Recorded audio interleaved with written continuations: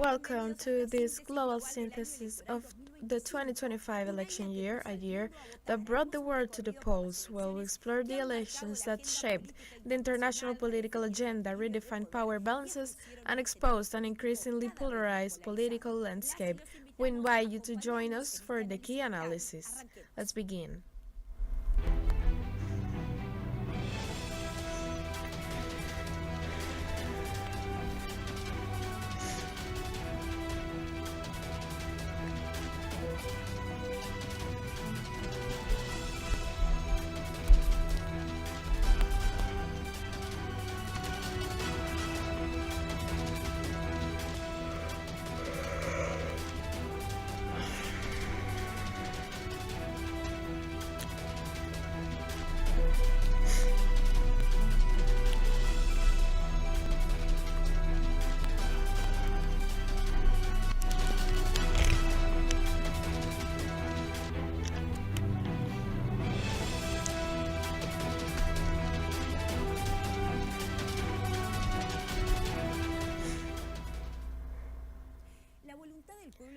Let's begin. The will of the Honduran people was violated in the presidential elections. U.S. interference, a flawed voting system, and political pressure have resulted in the most fraudulent elections in history. As part of the latest actions, members of the far-right-wing National Party in Honduras attacked representatives of the Liberal Party and Liberal parties during the special recount of ballots. The members of the National Electoral Council had refused to respond to the request from the Honduran people for the official results during the extraordinary People's Assembly on December 13th.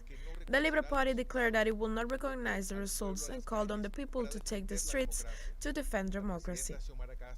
President Xiomara Castro also announced coup attempts orchestrated by former President Juan Orlando Hernández with the backing of Donald Trump interference. Advisor of CNA Marlon Ochoa denounced manipulation and fraud in the TREB source code, revealing specific irregularities in the tally sheets, where at least 5,000 show zero results, an anomaly that raises serious suspicions. This accusation of interference arose prior to election days when U.S. President Donald Trump threatened Hondurans to ensure the elections of candidate Nasri Asfura, whom endorsed as an imperialist standard-bearer. In response to the irregularities result, the Liberty and Refoundation Party denounced the fraud, calling it an ongoing electoral coup. Presidential candidate Rixi Moncada vowed not to give up. As part of his interventionist strategy, U.S. President Donald Trump released former Honduran President Juan Orlando Hernández, convicted in the United States on drug trafficking charges, a move intended to influence the outcome and directly coerce voters. Several countries in Latin America and the Caribbean held general elections in 2025. In Ecuador, the presidential elections took place amidst allegations of irregularities and accusations of fraud that have serious consequences for the nation. Let's look at the following material. Ecuador experienced irregularities in its electoral process from the outset. The incumbent President Daniel Noboa launched his campaign in violation of electoral laws, which require all heads of states to take a leave of absence if seeking re-election. Despite the rule, Noboa did not delegate his duties to Vice President Veronica Abad, who was disqualified due to political differences. In electoral race, Luisa Gonzalez of the Citizen Revolution Movement and President Daniel Noboa were the ones who advanced to the runoff elections amid a growing social and economic crisis that is hitting Ecuador. With the power going out in 14 hours, what can we do? It's a bit expensive for us poor people who only work day to day, and that's not enough to live on. Despite allegations of fraud, the National Electoral Council declared the neoliberal Daniel Noboa the winner in an election marked by a state of emergency that pressured voters, a ban of the use of cell phones in polling stations, and obstacles to prevent the entry of national observers. Therefore, I denounce before my people, before the media, before the world, that Ecuador is living under a dictatorship and we are facing the worst and most grotesque electoral fraud in history of the Republic of Ecuador. The Ecuadorian people expressed their rejection after learning the election results that gave a disputed victory to Daniel Noboa. A scandalous fraud, just as our candidate Luisa Gonzalez said, we have never experienced anything like this in the history of Ecuador. We had everything against us and now we are seeing the result of the power states. It's a call to doubt the people and the public, as Luisa said in her speech. There are certain things, there are certain tricks that have been practiced because the statistics 11 consulting firms give the data that Luisa was the winner in an overwhelming result. 7 months into Novoa's terms, the Ecuadorian people remain mired in the same crisis of economic, political, and social insecurity without a clear direction to guarantee the country's stability. Now let's look at the profile of President Daniel Noboa and his role in Ecuadorian politics. Daniel Noboa began his political career in 2021 after being elected to the legislature as a representative for the United Ecuadorian Movement. In 2023, he won the presidential elections after his predecessor Guillermo Lasso called for early elections following the declaration of a mutual dissolution of the previous administration. Amid accusation of fraud and violation of electoral laws, he was declared by the winner of the 2025 presidential elections by the National Electoral Council. His term has been characterized by a strong state of emergency policy that, far from combating violence, violates human rights, allows for authoritarianism, and contravenes the country's laws. President Daniel Noboa squandered a large sum of money to buy votes from Ecuadorians during the 2025 referendum. However, the public rejection was overwhelming. How did he use his power to promote the yes vote easy, like an open checkbook, bonuses here, early Christmas bonuses there, little gifts for police and military personnel? During the campaign, the government turned the public budget into an electoral lottery, and even with all that waste, Ecuadorians took their money and said, no, Noboa, no. What's going on? Stay and I'll tell you. Noboa played Santa Claus with other people's money. Of course, he spared no space in securing yes vote in his fourth session, for military bases, eliminating state funding for political parties, reducing the number of assembly members, and his greatest whim, a constituent assembly tailored for this specification.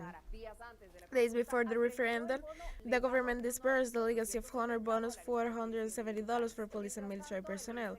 Meanwhile, the Ministry of Human Development activated the firm with Noboa plan for businesses affected by the protests, but we weren't. Government teams were directly targeting shoekeepers and business owners to offer them $1,000. Yes, $1,000 right in the middle of the campaign. What a condescending right there was most. Bonuses for transport workers, a festival, but people weren't fooled.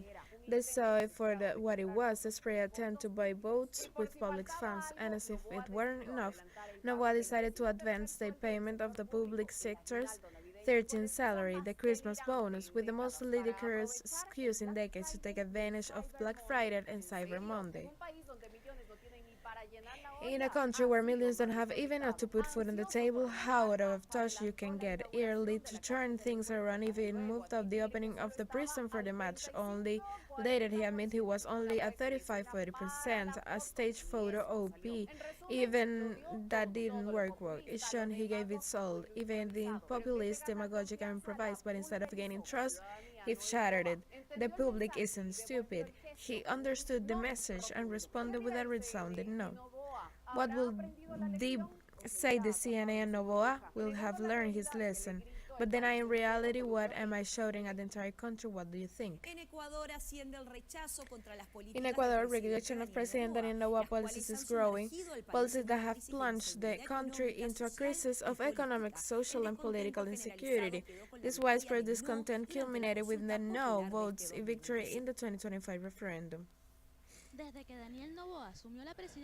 Since Daniel Noboa assumed the presidency for a second term, Ecuador's social and economic instability was worsened.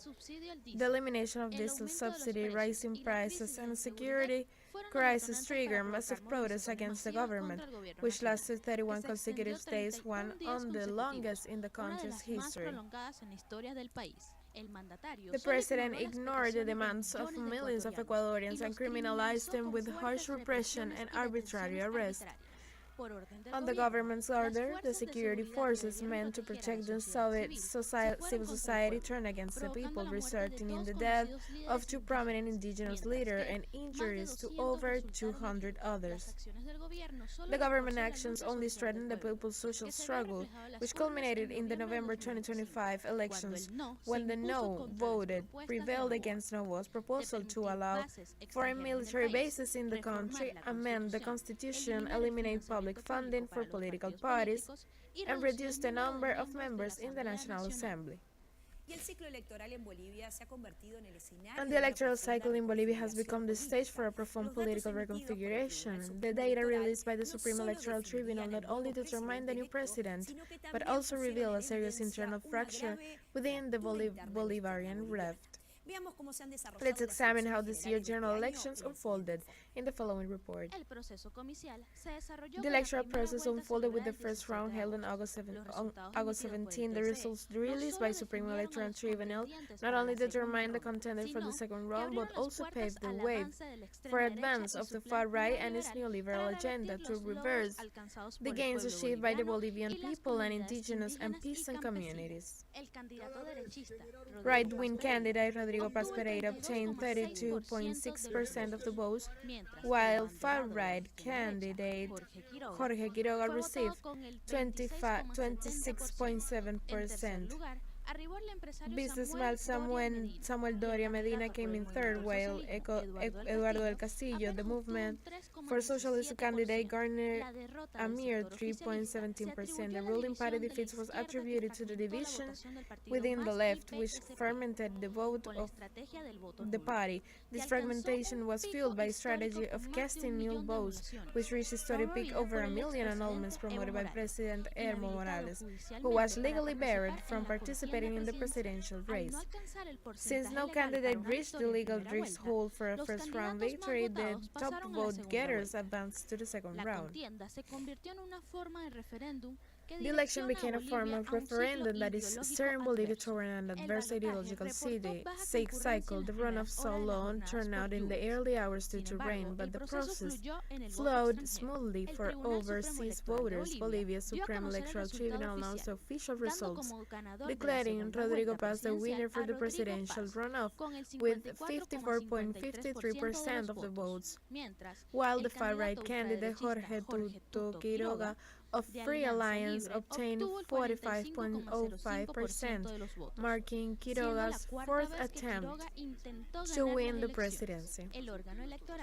The electoral body assured that this preliminary official result is 95% complete, thus confirming the victory of the opposition and the rise of Rodrigo Paz Pereira to the presidency. Rodrigo Paz Pereira was elected president, consolidating the return to the power of Bolivian right wing. Let's look at more details. Rodrigo Paz Pereira, son of former President Jaime Paz Zamora and allied dictator of Hugo Banzer, began his career in 2002. Her mayoral term was plagued by corruption allegations. Her victory has solidified a conservative trajectory marked by her support for Sanchez de Lozada and Yanine Yañez. As president, will promote the 50-50 agenda to, according to analysts, physically strangle the central government and weaken social policies. This plan seeks to revive neoliberalism by deepening inequality and surrendering sovereignty. His elections represent a radical shift in Bolivian foreign policy, seeking to deepen the relations with the United States. The Caribbean has been in the spotlight this year due to constant threats from the United States, so the elections in St. Vincent and the Grenadines could be the key to the region's future. St. Vincent and the Grenadines underwent a democratic process. More than 1,100 100 citizens were called to elect the new prime minister. Long lines formed at the 200 polling stations to choose the 15 members of parliament, registering a high turnout despite voting not being compulsory.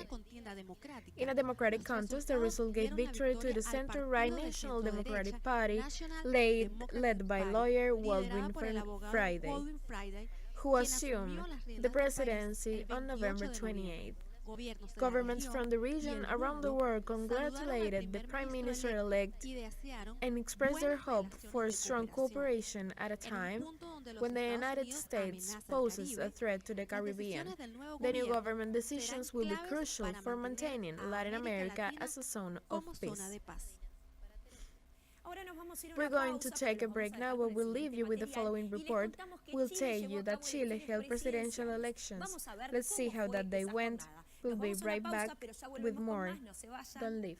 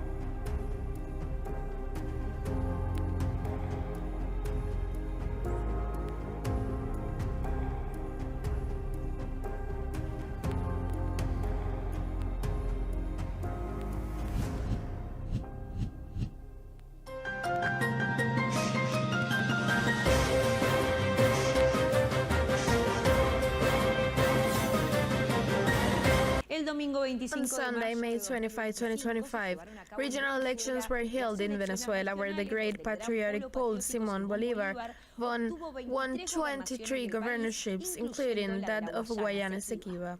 The ruling party candidate, Anel Villamizar, won the governorship of Guyana Esequiba with 97.40% of the vote, marking the first time the people had the opportunity to elect their governor. With 93.01% of the polling station reporting, the Great Patriotic Poll Coalition secured the country's main governorship, demonstrating the people's support for President Nicolás Maduro and the revolutionary process. In Venezuela, the fourth popular consultation was held without incident, where organized communities selected their priority projects to address their needs. We have the report with our colleague Amadeline Garcia. The fourth popular consultation in the 5,336 communes of Venezuela had a special emphasis. People come here because we want peace, but we are going to fight because this is not going to bring anyone down. Their votes are the weapon to confront the United States and its attempt at regime change in Venezuela, which lives in a democracy where everyone participates in a decision-making process and for projects they want to build in their communities. A strong message in the face of the military siege we are experiencing from the U.S. government. Well, this is yet another demonstration that we Venezuelans must resolve our situation peacefully through votes and with the democratic participation of the people. The fourth consultation was a democratic celebration. The neighbors, while voting, prepared their communal stew, debunking all the false narratives that have been built against the country.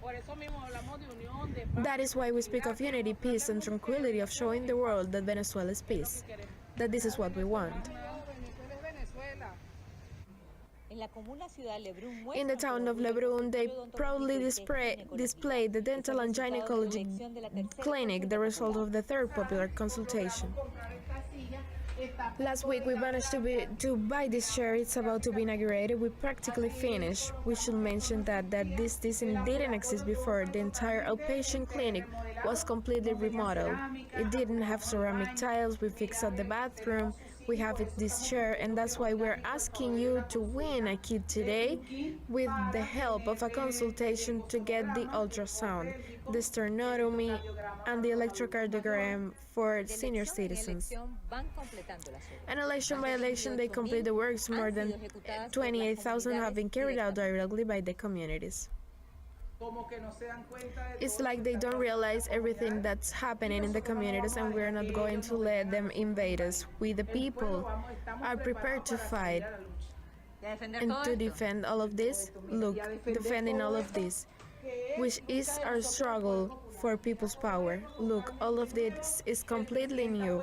The president is betting on us, on people's power, and though they want to invade us, the president continues to invest in us and give us resources that we can keep working. For what purpose? For the people. The expansion of this sport field was a project the young people won. Public policies are being developed in collaboration with the communities, and the government will plan the national budget based on the needs of the territories. In Venezuela, there has been a constant American siege against our republic, and you can see that people go to baseball games. You can see that people go to soccer games to take their kids, that people participate in the assemblies of their communities, that people defend with joy, defend with conviction, celebrate Christmas, celebrate. That is one thing, but they are standing up to fight in defense of the republic.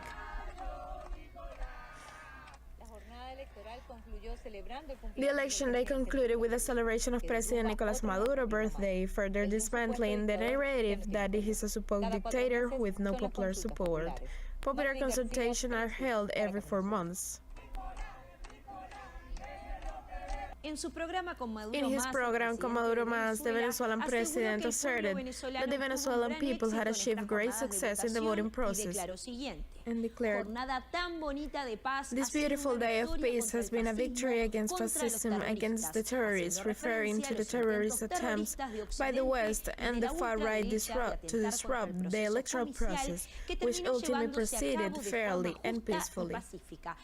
He added, "It's as if we poured holy water on a devil who came to unleash his fury upon the country to prevent the elections. They tried again, and we defeated them again. The fury of fascism failed, and we will not allow it." Argentinians participated in the legislative elections of October 26, 2025, where they elected their national senators and representatives. During the elections, 24 senators and 127 members of parliament were elected. The far-right Freedom Advances Party won 40.8% of the national vote, leading in 16 districts, while the Peronist coalition, Fatherland Force, came in second with 34.7%. The elections were marked by low voter turnout. The Argentine population was worn down by the political climate, marked by polarization, economic discontent, and the corruption scandals surrounding Javier Milei's government. Meanwhile, the rest of the world also held presidential, parliamentary, and federal elections. Let's take a look of those electoral processes. On a peaceful day with a high voter turnout of 85.70%, Belarus held presidential elections on January 26, 2025. The results showed the re-elected President Alexander Lukashenko winning with 86.82% of the votes. 7 months earlier than scheduled, more than 59 million Germans were called to vote in the federal elections on February 23rd to elect the members of parliament. Once the vote count was finalized, the Christian Democratic Union Party, led by current Foreign Minister Friedrich Merz, and its sister party, the Social Christian Union, won the elections with the 28% 70.6% of the votes. With a 74.4% turnout across 3,000 polling stations, Gabon held general elections. The result highlighted Brigadier General Brice Oligui as interim president and leader of Gabon's military junta, with 94.85% of the vote. We now turn to Trinidad and Tobago, with the 16 parties and 161 candidates participating in parliamentary elections were held on April 2028. The population elected the National Unity Congress Party and its leader, Can Lapersac, who became Prime Minister. For the first time in its history, Mexico elected judges, magistrates, and ministers by popular vote on June 1, 2025. President Claudia Sheinbaum hailed the elections as a success, noting that nearly 30 million Mexicans participated. This year, St. Lucia held its general elections to choose the 17 members of the House of Assembly, where the St. Lucia Labour Party won 14 of the 17 districts, securing another term of Prime Minister Philip Pierre. The major elections in New York and Miami dealt a significant blow to the U.S. government. In both cities, Democratic candidates were elected. For the first time in New York City, Sora Mandani won with over 50% of the vote, and in Miami, Elaine Higgins secured 59.29%, consolidating her victory. That concludes Global Synthesis 2025. Thank you so much, as always, for joining us. We'll be back in another broadcast, of course. Have a great day. Bye.